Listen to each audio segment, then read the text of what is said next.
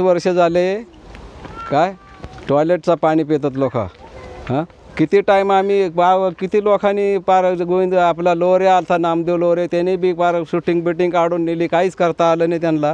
का आम्ही काय माणसं आहेत का जनावर आहेत? नळाची पाईपलाईनच नाही, एक कनेक्शन आहे त्याच्यावर काय असे एवढे काय 22-23 कुटुंब चालतात का? आम्ही टॉयलेटमधून पाणी भरतो ना सगळे लोक। तर 15-20 वर्ष झाले मी तर म्हणतोय 5 नगरसेवक झालेले इथे।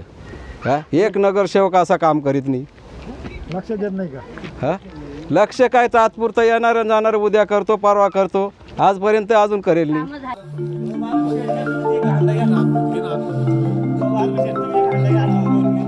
हां हे तळेगावमध्ये कातकरी वसाहत येतं। कातकरी वसाहतीमध्ये त्यांच्याकडे आलो, माहिती घेतली, त्यांनी मला कंप्लेंट केली, बोलले तर काही पाणीचा लय प्रॉब्लेम आहे, बाकीचे प्रॉब्लेम आहे।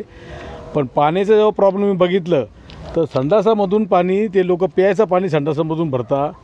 म्हणजे हे लोक बिचारे गरीब लोक असल्यामुळं त्यांना इथले नगरसेवक झाले, नगराध्यक्ष झाले, चीफ ऑफिसर, प्रशासन सगळ्यांना सांगितलं होतं, त्यांनी कंप्लेंट केलं होतं। पण ह्या चीफ ऑफिसरला आम्ही त्याविषयी फोन केलं, मग त्या साहेबांनी तिथं माणूस पाठवून ते कनेक्शन घेतलं बाहेर।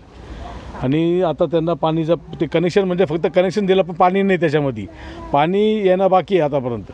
तर या गोरगरिबांना जर ह्या शतकामध्ये जर संडासामधून प्यायचं पाणी संडासामधून भरायला लागलं तर कसं काय होईल? मग यांची नगरपालिकेला इतका प्रशासनाचा उपयोग काय?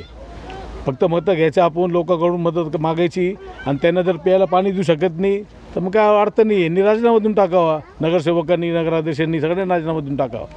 गरिबाचं पाणीचं तुम्ही सोय करू शकत नाही तर बाकीचं काय?